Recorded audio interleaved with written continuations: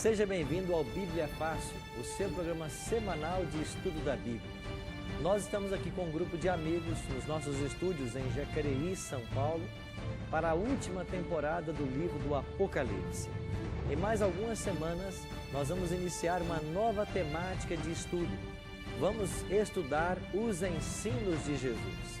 Com base na leitura dos evangelhos, nós escolhemos 18 temas que Jesus ensinou. E estes temas serão tratados aqui no programa Bíblia Fácil. Eu quero convidar você a participar desse projeto e se preparar para essa nova temporada de estudos aqui do programa.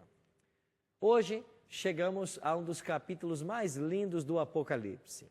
E vamos estudar o capítulo 21. E o tema que vamos estudar nesse capítulo, a Nova Jerusalém. Por que Nova Jerusalém? Porque houve uma Jerusalém no tempo antigo, existe agora a cidade de Jerusalém, mas a Bíblia fala de uma nova Jerusalém que Deus vai implantar, que Deus vai levar os salvos para morar nela. E a Bíblia nos dá detalhes a respeito dessa cidade. Por isso, eu quero convidar você a tomar a sua Bíblia e juntos com esse grupo aqui, aprendemos um pouquinho mais sobre esse tema. Mas nós temos um hábito, a gente não começa o estudo sem antes fazermos uma oração. E eu queria convidar você a nós orarmos mais uma vez, pedindo a bênção de Deus para o estudo que agora teremos. Eterno Deus e bom Pai, muito obrigado pelo privilégio de estarmos reunidos mais uma vez para estudarmos a Tua Palavra. Queremos suplicar que o Teu bom e Santo Espírito, o mesmo que esteve com João na ilha de Pátimos, ajudando no registro das visões do Apocalipse, possa estar conosco agora e possa nos fazer compreender a Tua vontade para a nossa vida e os passos que precisamos dar para um dia estarmos no céu contigo. É a nossa oração, em nome e por amor de Jesus. Amém. Pois bem, você certamente já visitou várias cidades desse mundo e tem preferência por alguma cidade. O Brasil tem lindas cidades.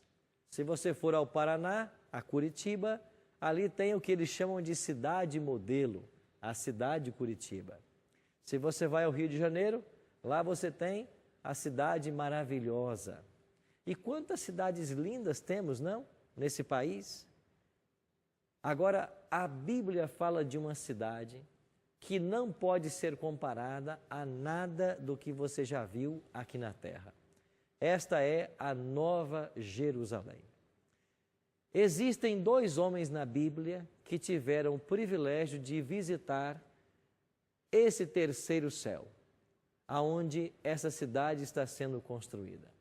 Por que terceiro céu? Porque a Bíblia fala que Paulo foi em espírito ao terceiro céu. E por que terceiro? Porque o primeiro céu é o que nós vemos de dia, céu atmosférico. O segundo céu é o que nós vemos à noite, céu astral. E o terceiro céu é onde está a habitação de Deus. Lá nenhum mecanismo humano chega, mas Deus levou Paulo e João para conhecer esse terceiro céu. Paulo, quando voltou, disse que ele não conseguiria descrever as cenas que ele ali viu. Agora, João escreveu e deu para nós alguns detalhes de como será a cidade que Deus está preparando para todos nós. Eu queria então convidar você a abrir a sua Bíblia em Apocalipse, no capítulo 21, e nós vamos entender um pouquinho mais a respeito desse assunto. Vamos começar com os versos 9 e 10. Apocalipse, capítulo 21, versos 9 e 10. O texto sagrado diz assim: Então veio um dos 7 anjos, que tem as 7 taças cheias dos últimos 7 flagelos, e falou comigo dizendo: Vem, mostrar-te-ei a noiva, a esposa do Cordeiro. E me transportou em espírito até uma grande e elevada montanha, e me mostrou a santa cidade, Jerusalém, que descia do céu da parte de Deus. João teve uma visão dessa cidade. E o que é que João escreveu a respeito dessa cidade? Como será esta cidade? Quais os detalhes que a Bíblia nos fornece sobre a vida nessa cidade? Que tipo de materiais Deus está usando para construir a cidade, que será a morada dos salvos? Você se lembra de João 14, 1 a 3? O Evangelho de João 14, 1 a 3 contém uma linda promessa de Jesus. Ele disse assim: não se turbe o vosso coração, ou seja, não se entristeça. Credes em Deus, credes também em mim. Na casa de meu Pai há muitas moradas. Se assim não fora, eu vou-lo teria dito. Pois vou preparar-vos lugar. E quando eu for e vos preparar lugar, eu voltarei e vos receberei para mim mesmo. Então Jesus mesmo prometeu: eu vou para o céu preparar um lugar para vocês.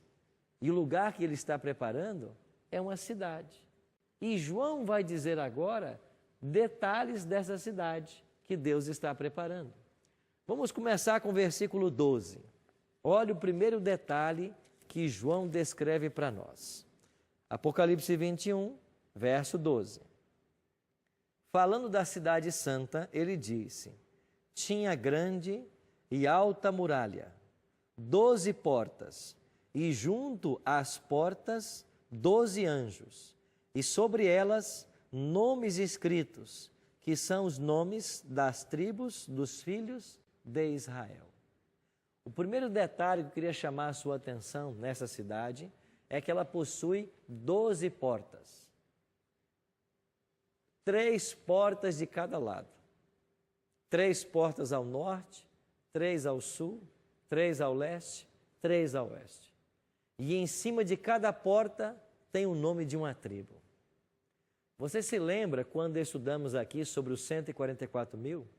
E nós falamos que esse número ele é simbólico e que nós espiritualmente pertencemos também a uma tribo de Israel? Nós somos o Israel espiritual de Deus?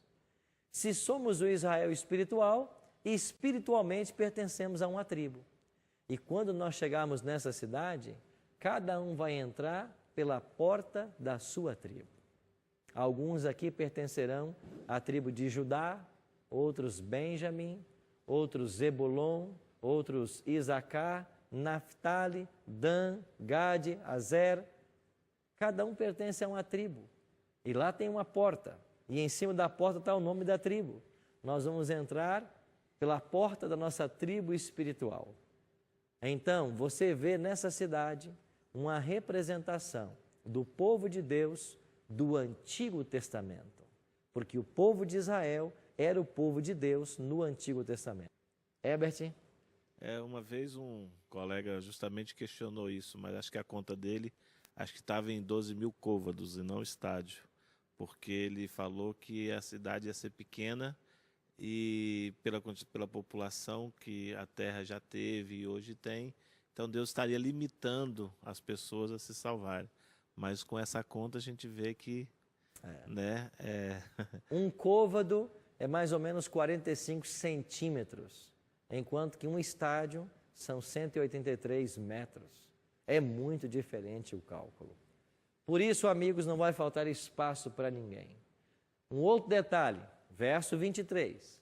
A cidade não precisa nem de sol, nem de lua para lhe darem a claridade, pois a glória de Deus a iluminou e o Cordeiro é a sua lâmpada. Quem é o Cordeiro na Bíblia? Jesus. Então não haverá fonte alternativa de energia. Nós não precisaremos de nenhuma fonte alternativa para alimentar a energia dessa cidade. A luz será a presença do próprio Cristo. A presença do Cordeiro de Deus trará para essa cidade o brilho de uma eterna manhã. Nunca mais trevas. Nessa cidade, o Cordeiro vai estar com os salvos e nós poderemos vê-lo face a face, assim como ele é. Não mais existe pecado. A barreira que havia entre nós e Deus não mais existe. Agora nós veremos o Senhor assim como ele é. Nós o conheceremos assim como também somos conhecidos. É o que promete o apóstolo Paulo. Hoje nós temos algumas fontes de energia, não? Energia hidrelétrica, energia eólica, atômica, solar, mas lá não precisa de nada disso, porque Cristo vai estar com o seu povo e a presença dele trará para nós o brilho de uma eterna manhã. Que maravilhoso pensar em morar nessa cidade. Agora vamos para o capítulo 22, os primeiros 2 versos. Então me mostrou o rio da água da vida, brilhante como cristal, que sai do trono de Deus e do Cordeiro. E no meio da sua praça, de uma a outra margem do rio, está a árvore da vida, que produz 12 frutos, dando o seu fruto de mês em mês. E as folhas das árvores são para quê? Cura dos povos. Quanta informação em apenas 2 versos da Bíblia. Primeiro texto nos diz que há um rio chamado Rio da Água da Vida, e esse rio brota no trono de Deus. Quer dizer que o trono de Deus vai agora ser na Nova Jerusalém. E se a Nova Jerusalém virá para esta terra, não foi isso que João viu no versículo 9?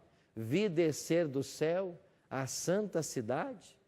Se essa cidade vai descer do terceiro céu e vai pousar nessa cidade, e se nela está o trono de Deus, quer dizer que o trono do universo vai se transferir para o nosso planeta.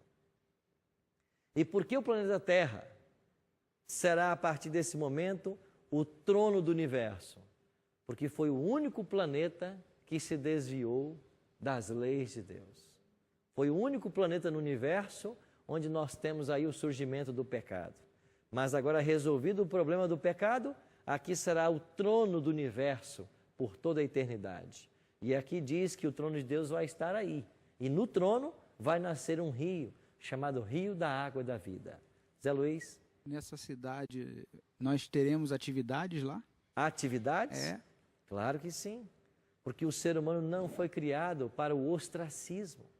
Nós somos criados para estar envolvidos, não só com a natureza, que era o trabalho de Adão, envolvido com a natureza, mas teremos atividades com os salvos.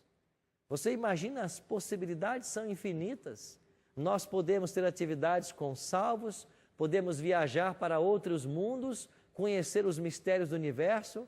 Nós vamos poder, uma das atividades dessa cidade vai ser a busca pelo saber. Porque veja, quando Deus criou Adão, ele foi criado passivo de aprendizagem. Ele aprendeu e ele podia aprender e desenvolver-se cada vez mais. E nós vamos poder investigar do macrocosmo ao microcosmo, conhecer todos os mistérios da natureza e do universo. Vai ser uma vida sensacional. Herbert, aqui primeiro, Carolina. Pastor, na Bíblia dá a entender que existem outros planetas com vida, porque para cair em pecado tem que ter uma criatura, certo? Quando nós lemos o primeiro capítulo de Jó, lá é dito, que nesse primeiro capítulo, que houve um dia em que os filhos de Deus vieram a uma reunião no céu. E entre eles veio Satanás como representante do planeta Terra. Então, o capítulo 1 de Jó dá para nós a ideia de que existem outros mundos habitados por seres santos, aonde o pecado nunca alcançou. Eduardo? Complementando versículos 6 e 7, né? Ele explica em detalhes. Jó 1, 6 e 7, né? Jó 1, 6 e 7. Isso aí, Jó 1, 6 e 7. Pastor, o trono de Deus, do Cordeiro, não seria o caso de nós, aqui da Terra, na Nova Jerusalém, ter o privilégio de ter também o trono de Deus aqui na Terra, na Nova Jerusalém? Isso não quer dizer que vai ser um privilégio da Terra, na Nova Jerusalém, somente Claro. o trono, porque o trono de Deus está nos outros estágios de vida do universo. Né? E agora vem Vem um dos tronos de Deus para cá para também. esse... Vai ser um privilégio extraordinário. privilégio. Você percebe que o planeta Terra, ele é um foco de atenção no universo? E o universo está olhando para o que acontece em nosso planeta? e ele vai se tornar a sede do universo daqui mais algum tempo? Então, a minha pergunta é justamente, será que vai ser a sede do universo? Ou vamos ter o privilégio de ter um dos tronos de Deus aqui em Nova Jerusalém? A outra pergunta minha é a questão da cura. Então, os povos que habitarão a Nova Jerusalém também sofrerão a questão da doença. Boa sua pergunta, e essa é a dúvida de muita gente quando lê esse texto. Se as folhas são para a cura, haverá doença? Mas parece que isso não combina com aquilo que a Bíblia apresenta. Bom, vamos então por partes. Aqui temos um rio da água da vida e temos uma árvore chamada árvore da vida. Você se lembra dessa árvore? Ela estava lá no Éden. Lá estava ela no Éden. Adão podia comer do seu fruto. E aí diz o Apocalipse que ela vai produzir 12 frutos anuais, ou seja, todo mês ela produz o fruto. E quando os salvos chegarem nos céus, nós vamos comer desse fruto, assim como Adão. E o que acontece com quem participa desse fruto? Ele perpetua a vida eterna. Agora, as folhas da árvore são para a cura dos povos. O que isso significa? Será que alguém vai ficar doente no céu? Nós iremos para um breve intervalo e quando voltarmos, nós iremos encontrar resposta para essas perguntas. Já já voltamos.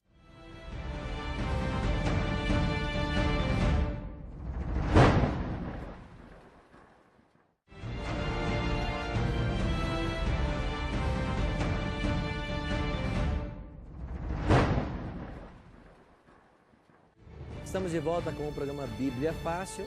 Você pode assistir todos os vídeos do programa na nossa página na internet, novotempo.com/Bíblia Fácil. Ali nós postamos toda sexta-feira o programa que vai ao ar no sábado. E você pode estar acompanhando aí a hora que você quiser do seu computador.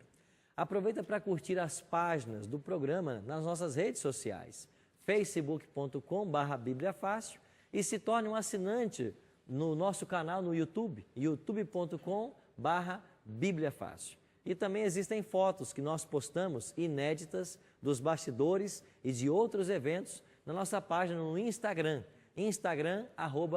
@Bíblia Fácil. Quando terminamos alguns instantes a linha de raciocínio, tínhamos uma pergunta do Dr. Eduardo a respeito desta cura. Veja, nessa cidade vai estar a árvore da vida. Ela produz frutos todo mês.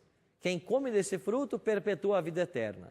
Mas o Apocalipse diz que as folhas são para a cura dos povos. Alguém vai ficar doente? Não. A ideia aqui é parecida com a ideia da muralha, que simboliza segurança. As folhas simbolizam saúde. E a ideia é, enquanto esta árvore tiver folhas, eterna será a saúde dos salvos. Como as folhas jamais cairão nessa cidade, eterna será a saúde dos salvos. As folhas são para a cura. Enquanto houver folhas, não haverá doenças. Como as folhas jamais cairão, jamais teremos doenças. Esse é o sentido. Herbert? Eu vou voltar um pouquinho atrás, porque a árvore da vida, o senhor falou que é aquela que é a mesma que estava no Éden. No Éden. Só que lá no Éden tinha uma outra árvore. O conhecimento do bem e do mal. E depois de Gênesis, se eu não me engano, eu acho que a Bíblia não fala, só fala que colocou querubins, né, para tomar conta, para que o homem não comesse dessa árvore da vida. Ok. E a árvore da vida está no céu. O Éden, a outra árvore também foi, é uma pergunta, né, se o Éden foi junto, essa árvore, vai existir essa árvore do bem e do mal ainda. E quando fala que vai comer do fruto dessa, parece que é o fruto que dá vida e não Deus, né? Assim, lendo bem rapidamente, né? Uhum. Então, seriam essas duas perguntas. A árvore da... Com relação à árvore do conhecimento do bem e do mal, certamente ela não estará lá. Porque ela foi colocada por Deus no Éden com um propósito. Era provar Adão e Eva para saber se eles seriam fiéis e se poderiam ser integrados à família celestial. Agora não tem mais essa aprovação. Ou seja, a aprovação já aconteceu. Ela está acontecendo para nós agora. Então nós estamos sendo provados em vida. se seremos fiéis ou não. Por isso que quando lá chegarmos, não temos mais a necessidade de sermos provados. Já fomos testados aqui, então certamente ela não estará. Agora, a outra pergunta sua foi com relação ao Jardim do Éden. O Jardim do Éden. Veja, se a árvore da vida vai estar nessa nova Jerusalém, eu imagino que por extensão o Éden. Porque nunca mais se foi encontrado esse jardim. Nós não temos notícias dele. O que a gente conclui, ou pelo menos deduz, é que Deus tirou o jardim desse planeta e vai devolvê-lo nesta nova criação após a volta de Jesus. E o fruto da vida? Como lendo rapidamente, parece que é o claro fruto que da vida. na glorificação, Deus nos tornou eternos. Quando nós fomos glorificados na volta dele, ele já nos concedeu o dom da imortalidade. A árvore é um símbolo dessa imortalidade. A participação nela é um privilégio daqueles que são imortais. Então, é mais como um símbolo do que alguma vitamina ou algum elemento nutritivo que nela exista para dar vigor. Porque eu perguntei isso porque, já que o anjo guardou, né, para não comer-se da árvore da vida, parece que a árvore, né, que dá a vida, essa vida eterna ao homem. Porque Gênesis fala, né, coloquei um querubim para proteger que não comam da árvore da vida. Mas ali é um símbolo. Enquanto você é obediente, você pode participar. Você desobedeceu, você perdeu o privilégio de participar. É um privilégio só para os obedientes. Que detalhes mais nós podemos tirar? Aqui eu encontrei uma foto daquilo que pode ilustrar, claro que muito pobremente, né, paupérrimo a ilustração, mas o Apocalipse diz que a árvore da vida, ela nasce nas duas margens do rio, de um lado e outro. Então a árvore da vida possui dois troncos, que nascem nas duas margens e se encontram num tronco só. Algo parecido como eu vi nessa foto. Não é de fato algo extraordinário? Conhecer essa árvore e comer do seu fruto será um privilégio que será dado a todos os salvos. E eu fico pensando, né? Quão logo desejamos nós participar disso. E o versículo 5, então já não haverá noite, nem precisam eles de luz de candeia, nem luz do sol, porque o Senhor Deus brilhará sobre eles e eles reinarão por quanto tempo? Pelos séculos dos séculos. Interessante, nós vamos reinar por toda a eternidade. Então, a vida que cada ser humano tem nessa terra é um vestibular, é uma prova. E aqueles que forem aprovados nesse vestibular terão a recompensa da vida eterna. Então, veja, não é racional, não é inteligente você trocar a eternidade que Deus promete-nos em sua palavra por alguns anos de prazer no pecado nesse planeta. Agora, o que a Bíblia nos aconselha? Dedicar a vida que nós temos a Cristo para daqui a pouco receber a eternidade. Porque quem se entrega a Cristo, a sua vida fica escondida com Cristo e nós viveremos eternamente. Cacai? Pastor, com relação ao batismo que o senhor citou há pouco, quando eu, por exemplo, eu fui batizado na minha igreja e a gente vê muitas pessoas que depois vão para outras igrejas e se batizam novamente. O que diz a Bíblia com relação à quantidade de batismo? Quer dizer, nós podemos ser batizados mais de uma vez? Muito boa a sua pergunta. Primeiro texto que eu queria ler para responder a sua pergunta, João 3,5. Nós temos aqui uma conversa de Jesus com Nicodemos. Lembra daquele homem que foi procurá-lo à noite? E na conversa com Nicodemos, Jesus disse assim: em verdade te digo, quem não nascer da água e do Espírito não pode entrar aonde? No reino de Deus. O que é nascer da água? Batismo. O que é nascer do Espírito? Conversão. Renovação espiritual. Então, quem não se converte e não é batizado, segundo Cristo, não pode entrar no reino dos céus. Com esse texto fica muito claro que o batismo, que é uma prática do Novo Testamento em diante, começar com João Batista a começar por João Batista, é um requisito para a salvação. E eu tenho um outro texto que eu devo ter separado aqui, onde Cristo diz assim, não está aqui, mas eu vou mencioná-lo. Marcos 16:16. Abra a sua Bíblia aí e leia comigo esse texto. Marcos 16:16. Palavras do próprio Jesus Cristo. O que Jesus diz em Marcos 16:16? Quem crer, eu estou na página 677. Página 677. Marcos 16:16. Quem crer e for batizado, será o quê? Salvo. Quem, porém, não crer, será condenado. Você percebe que na fala do próprio Cristo, mais uma vez, ele reforça a condição, a necessidade. Quem crer e for batizado, será salvo. Agora, o que é batismo, Cacai? À luz da Bíblia. A palavra batismo, da língua portuguesa, ela deriva da língua grega, baptizo. E a palavra grega baptizo significa três coisas essencialmente: mergulhar, afundar, imergir. O que é batizar? É mergulhar, afundar, imergir alguém na água. Cristo, que é o nosso exemplo em tudo, quando ele quis ser batizado, ele foi lá para o Rio Jordão e ele permitiu que João Batista o mergulhasse nas águas. E a Bíblia diz em João capítulo 3 que João Batista batizava em Enom, perto de Salim, porque havia ali muitas águas. Então a pessoa tinha que ser mergulhada. Eu, com 2 meses de idade, também fui levado para uma igreja e fui batizado. De que forma? Por aspersão. Hoje, as igrejas cristãs praticam batismo de 3 formas diferentes. Tem igreja que pratica aspersão, quando a água é respingada no batizando.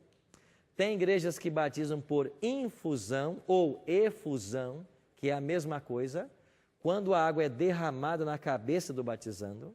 E tem igrejas cristãs que batizam por imersão, quando a pessoa completa é imergida dentro da água. Das 3 formas de se batizar, qual é a única bíblica? Imersão. Porque etimologicamente é isso que significa batismo, e você encontra vários exemplos de pessoas sendo mergulhadas nas águas para serem batizadas, e você não encontra nenhum exemplo de gente sendo batizada por aspersão ou por infusão. Carolina? Pastor, voltando de novo naquele ladrão que se converteu, ele não teve tempo de ser batizado, mas ele foi salvo. Certo. Como fica a questão do batismo para quem não dá tempo de se batizar? Ele se converteu quando já estava pregado numa cruz. Não teve a oportunidade de se batizar. Com isso, nós entendemos de que quando a pessoa aceita Cristo e se decide por Ele, se ela não tiver a oportunidade, como o caso dele, Deus vai salvá-la. Deus é tão sábio que lá em Marcos 16:16, o texto que nós lemos, Jesus diz assim: quem crer e for batizado será salvo. Quem, porém, não crer será condenado. Mas ele não disse não crer e não ser batizado. Porque ao não dizer isto, ele abriu uma porta para o ladrão. E para aqueles que tomam a sua decisão e não têm tempo de serem batizados. Agora, é muito diferente a situação do ladrão daquele que tem o tempo, não se batiza e morre. Para esse, o batismo é um requisito para a salvação dele. Eduardo? Pastor, a Bíblia não diz textualmente que o batismo deve ser feito por imersão, né? Mas pela água. Tanto é que o termo batismo, a interpretação vem utilizando da língua grega. Agora, eu gostaria que o senhor explicasse como é que Paulo foi batizado. O texto não diz que ele foi mergulhado por Ananias, certo? Lá não diz. Você tem a história da conversão de Paulo em Atos capítulo 9. Ele vai para uma cidade encontrar-se com um profeta chamado Ananias. Ele está cego. Ananias depois vai orar e ele vai ser curado e ele vai ser batizado.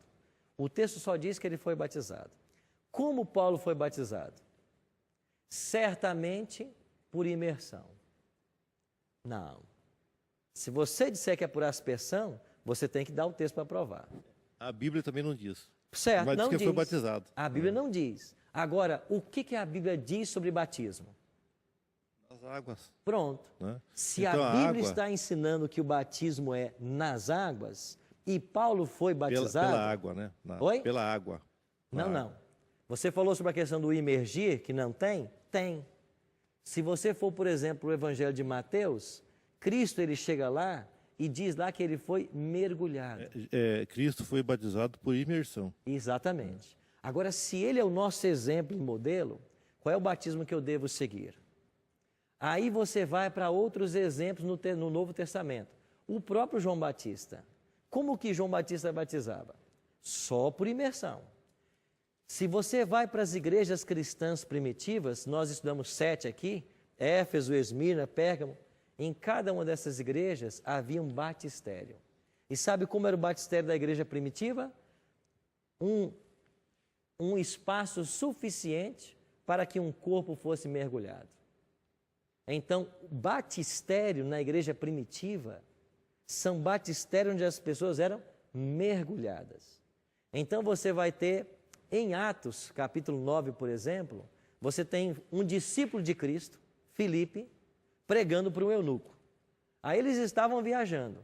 Daqui a pouco, o eunuco pediu o batismo e disse assim: eis aí a água, quem pede que eu seja batizado? Ele disse: nada, se você crê, eu creio. Eles pararam o carro, o texto diz assim: ambos desceram a água e Filipe batizou o eunuco. Agora, se eu tenho N exemplos de batismo por imersão na Bíblia, e só por imersão, o que eu concluo do batismo de Paulo? Ele tem que ser por imersão, porque só se batizava assim na igreja cristã. Agora, se eu disser que ele foi por infusão, ou por aspersão, ou de outra forma, eu tenho que ter um texto para me dar um exemplo de que acontecia dessa forma. Então, voltamos àquele princípio que eu mencionei para vocês, a analogia da fé. Um texto escuro é esclarecido por outro claro. Eu não tenho ninguém dizendo que Paulo foi mergulhado, mas se o batismo era praticado por imersão, eu vou, por inferência, concluir que ele foi mergulhado. Porque se eu disser que ele não foi mergulhado, eu tenho que ter um exemplo na Bíblia de que alguém foi batizado sem ser mergulhado. Eu tenho aqui primeiro, Natália. Ainda sobre o batismo, nessa história do Filipe e o eunuco. Ele decidiu no meio do caminho se batizar e foi batizado. A minha pergunta hoje, se por acaso eu me decidir agora, tem um rio ali, eu posso ser batizada no momento que eu me decidi e por quem? Você pode ser batizada por qualquer pessoa que é um representante de Deus. Alguém que está pregando a palavra, alguém que ensina a palavra. A Bíblia não diz que esse pode e aquele não pode. Agora, quando vemos os batismos na Bíblia, quem é que operava esse batismo? João Batista, os discípulos de Cristo. Então, os batismos que a gente lê, Ananias, que era um profeta. Então, são pessoas que estavam a serviço do Senhor. Eram essas que realizavam o batismo. A igreja adventista, por uma questão de organização, é os pastores quem ministram o batismo. Por uma questão de organização. Não é querer dizer que um ancião, um líder de igreja, não pode efetuá-lo. Por uma questão de organização. Agora, por que é que Filipe batizou o eunuco naquele momento? Primeiro, porque ele não era um desconhecedor. Você vê no texto que ele vinha no seu carro viajando, mas ele estava lendo que livro? O profeta Isaías. O que é que esse homem tinha nas suas mãos? Naqueles tempos bíblicos era muito difícil. Ele tinha um rolo do profeta Isaías. Ou seja, ele estava estudando a palavra. Ele era um conhecedor de alguma coisa. E quando ele foi explicado finalmente daquilo que faltava, ele decidiu-se pelo batismo. Se você disser assim, pastor, eu quero ser batizado agora, você tem que passar pelo menos por um teste para saber se você conhece. Você conhece o que é fundamental na Bíblia, no cristianismo, então eu posso batizar. Agora chega um desconhecido, eu quero me batizar, eu não sei qual é o grau de conhecimento que ele tem. Então, as pessoas que eram batizadas na Bíblia, elas passavam por um tipo de doutrinamento. Elas tinham conhecimento da palavra de Deus. E respondendo a sua pergunta agora, Cacai. Lembra da sua pergunta? Sim. Quantas vezes alguém pode ser batizado? O apóstolo Paulo se encontrou em Atos 19 com discípulos de João Batista. João Batista havia batizado eles por imersão no Rio Jordão. Aí Paulo pegou e perguntou para eles, vocês foram batizados? Eles disseram, sim, João nos batizou. E vocês receberam o Espírito Santo? Eles disseram, o Espírito? Nós nem conhecemos que é Espírito. E por que eles não conheciam? Porque quando João Batista pregava e batizava, o Espírito Santo não havia sido dado ainda. O Pentecostes não havia acontecido. E foi depois do batismo de João que aconteceu o Pentecostes e o Espírito foi dado. Aí Paulo introduziu eles na doutrina do Espírito Santo. E quando eles aprenderam essa nova doutrina, o que diz Atos 19, 1 a 5? Paulo tornou a batizá-los. Então você tem Atos 19, 1 a 5, um exemplo de rebatismo. Alguém que foi batizado nas águas e tornou a ser batizado. Por quê? Porque uma nova doutrina chegou para ele. Então isso se aplica, em alguns casos, para nós. Pastor, eu fui batizado nas águas, como a Bíblia pede. Mas quem sabe você não conhecia alguma doutrina que agora você está conhecendo. Então você pode ser rebatizado à luz da Bíblia. Pastor, eu fui batizado por aspersão, por infusão. Por mais sincero que você seja, ou que tenha sido tua mãe ou teu pai, isso não é batismo. À luz da Bíblia não é. E certamente eu estou falando para alguém em casa que, pastor, eu fui batizado assim, a vida inteira eu criei assim. Amigo, eu estou aqui como um representante de Jesus para ensinar a Bíblia. Se eu ensinar para você outra coisa, eu ponho em risco a minha salvação. Eu não posso ensinar para você o que não está na Bíblia. A minha função como pastor é ensinar a Bíblia. E a Bíblia não reconhece outra forma de ser batizado a não ser por imersão. Se você até hoje não conhecia esse tema, você não era responsável por isso. E as pessoas que morreram sem conhecer, Deus não vai cobrar delas. Mas a partir de agora, você é responsável. Sabe por quê? Porque você está vendo na Bíblia que só existe um batismo. E é pensando em você e pensando nos amigos que aqui estão, com todo o carinho que vocês merecem, que eu vou repetir, doutor Eduardo. A Bíblia não diz que Paulo foi batizado por imersão. Como vai dizer em outros momentos, aqui em Atos 19 mesmo, só diz que Paulo batizou os discípulos, mas não disse também que foi por imersão. Agora, se eu tenho na Bíblia vários exemplos de que o batismo acontecia por imersão, eu, por indução, sou levado a crer de que eles também o foram. Porque se eles foram batizados de outra forma, eles saíram daquilo que o Evangelho ensina. E eu teria que ter pelo menos um texto da Bíblia para dizer assim, houve alguém que foi batizado por aspersão. Houve alguém que foi batizado por infusão. Houve alguém que foi batizado quando recém-nascido. Eu preciso de um texto. Sabe o que acontece? Você não tem esse texto. E eu quero repetir aqui o que eu já disse em outros momentos. Você quer seguir a Jesus? O que ele mesmo disse? Negue-se a si mesmo. Você tem que negar a si mesmo. Pastor, eu criei assim a vida inteira. Você tem que negar a si mesmo. Pastor, eu posso estar errado 40 anos, 50 anos. Você tem que negar-se a si mesmo. Por que a minha igreja ensina assim? Eu não tenho todas as respostas. Mas eu sei de uma coisa. Ensina, porque a tradição ensina. Porque minha mãe me levou com 2 meses para ser batizado. Porque a mãe dela levou ela. Por que as igrejas batizam por aspersão? Porque alguém ensinou. Porque uma tradição foi desenvolvida. Agora, amigos, no final do Apocalipse, capítulo 22, aqui tem uma severa repreensão para os professores de Bíblia. E todas as vezes que eu leio o Apocalipse 22, e eu queria ler esse texto com vocês, eu tremo. Eu tremo. Sabe o que diz Apocalipse capítulo 22, versículo 18? O próprio Cristo diz assim, aqui é Jesus que está falando, Cristo, a todo aquele que ouve as minhas palavras, ou ouve as palavras da profecia desse livro, eu testifico.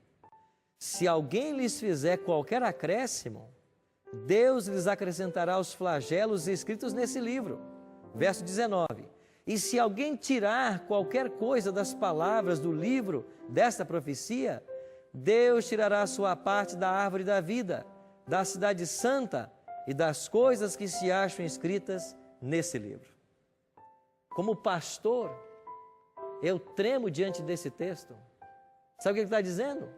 Se eu, como pastor, ensinar além do que está aqui, eu vou receber as pragas. Se eu ensinar a quem, eu não entro na cidade. Como pastor, eu só posso ensinar o que está aqui. E como eu queria poder chegar aqui e dizer para você assim, não, do jeito que você foi batizado, Deus é amor, Deus é bom pai, Ele aceita, não se preocupa. Ah, você não quer guardar esse mandamento, está com dificuldade? Deus vai te perdoar, Ele é bom pai, não se preocupa com isso. Ah, você não consegue guardar o sábado por causa do emprego?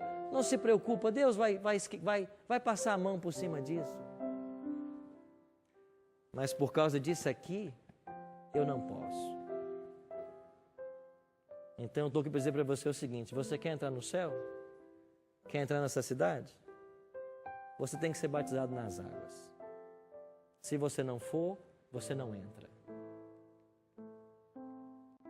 Mas pastor, não entra. Pastor, e esse mandamento que eu tenho, eu não posso, não entra. Mas pastor, eu quero continuar fazendo isso, não entra. Mas a minha família vai ser contra, não entra. E eu disse para vocês outro dia que cada um aqui talvez tenha que pagar um preço diferente. Uns pagarão um preço maior, outros menor, por uma decisão, ao lado da verdade. Mas eu estava um sábado desses, participando de um batismo de dezenas de pessoas. Eu estava coordenando o batismo e tinha uma lista na minha mão, e eu chamava nome por nome. Eu chamei uma garota de 14 anos. E quando ela chegou perto do tanque batismal, ela chorava muito. E eu disse, por que você está chorando? Você não vai batizar agora? Ela disse, eu vou, pastor. Mas o senhor está vendo esse tanque aí? Eu disse, sim. Pois depois que eu entrar nesse tanque e me batizar, eu não tenho mais casa para morar. Porque meu pai disse assim, se você se batizar nessa igreja, você não volta mais para casa. E essa garota de 14 anos, com uma coragem que só o céu pode dar, ela entrou e foi batizada. Ela me contou depois que ela chegou em casa com as roupas molhadas, dentro de uma sacola, e bateu na porta. O pai abriu e perguntou assim, batizou? Batizou-se? Sim. Você não é mais minha filha. E nessa casa você não entra. E ele fechou a porta. 14 anos. Ela foi acolhida por uma família da igreja e foi morar de favores, porque os pais expulsaram de casa. Qual é o preço que você vai ter que pagar por uma decisão ao lado da verdade, ao lado de Cristo? Qual é o preço? Eu não sei. Você sabe. Alguns pagarão preço menor, outros pagarão preço maior. Mas como professor de Bíblia que sou, eu não posso te ensinar outra coisa.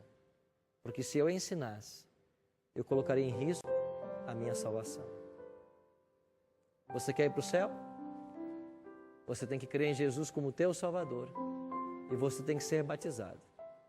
Após receber o conhecimento da palavra, após crer, se arrepender e você pedir o batismo.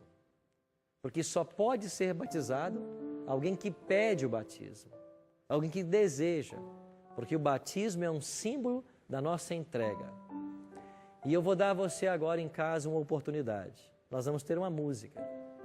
E enquanto ouvirmos essa música, aí em casa, onde você está, me ouvindo agora, se você quiser tomar a decisão por Cristo e pelo batismo por imersão, como a Bíblia ensina, enquanto ela cantar, eu vou convidar você a ficar de pé, porque eu quero orar por você, para que esse batismo chegue na sua vida. E vou também fazer um convite para todos vocês que estão aqui. Enquanto tivermos essa música agora, se você quiser tomar a decisão por Cristo e pelo batismo, eu vou convidar você a ficar de pé. Pastor, eu já fui batizado por imersão, mas eu não conhecia tudo que eu estou aprendendo aqui e eu tenho que praticar muita coisa que não conhecia. Você pode passar por um outro batismo, porque eu tenho base bíblica para isso em Atos 19, 1 a 5. Pastor, eu nunca fui batizado por imersão, então você precisa ser batizado, porque à luz da Bíblia você nem batizado está. Por mais sincero que você seja, era o que você conhecia, mas a verdade vem para libertar. Então, se você quiser se batizar, rebatizar, se você quiser entregar o seu coração a Cristo e se preparar para isso, enquanto ela cantar, eu vou convidar você para ficar de pé. E nesse momento, o Espírito Santo vai começar a falar com você, te motivando a uma decisão. E você, quando fica em pé aqui, você não está ficando em pé diante das câmeras, não. Você está se levantando diante de Jesus, que pede você agora uma decisão. Qual vai ser a sua escolha? Enquanto ela cantar, você vai ter essa oportunidade. E eu oro para que você tome essa decisão agora. E fique de pé enquanto ela cantar.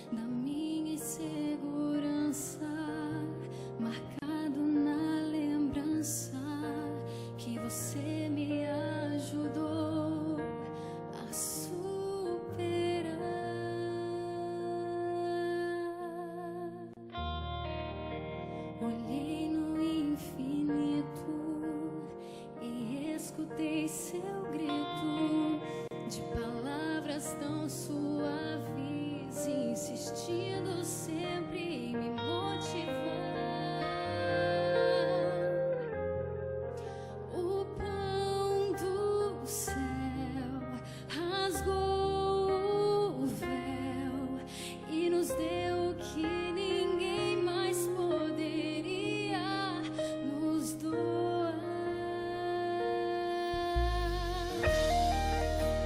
Valeu a pena aquela cena de Cristo se entregando ali na cruz pra me salvar.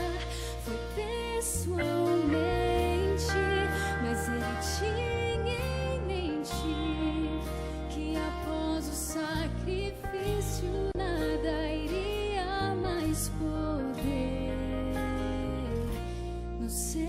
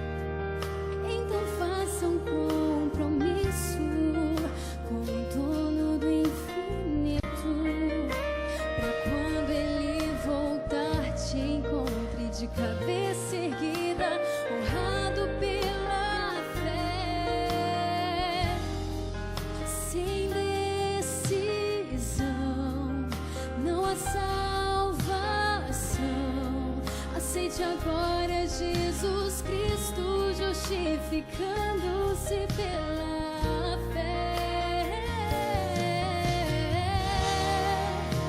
Valeu a pena aquela cena de Cristo se entregando ali na cruz pra me salvar.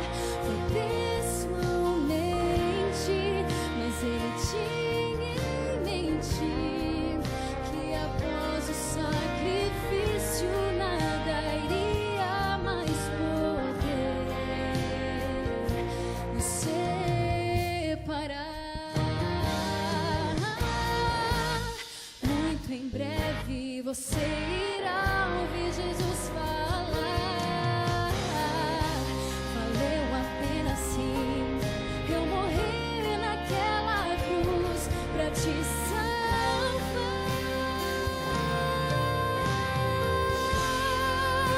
Valeu a pena aquela cena de Cristo se entregando ali na cruz pra me salvar.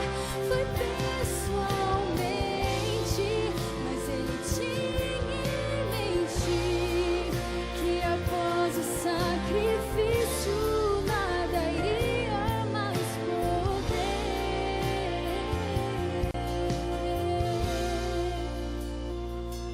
nos separar.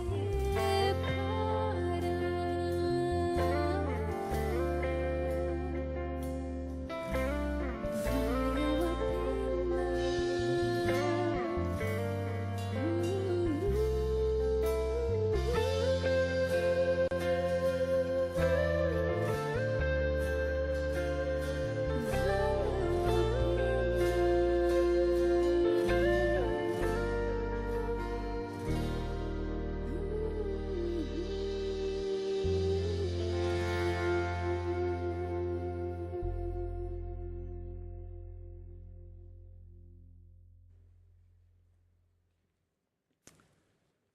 Louvado seja Deus pelos milagres que o Espírito Santo opera em nossas vidas e pelo desejo que há em nós de um dia estarmos na eternidade.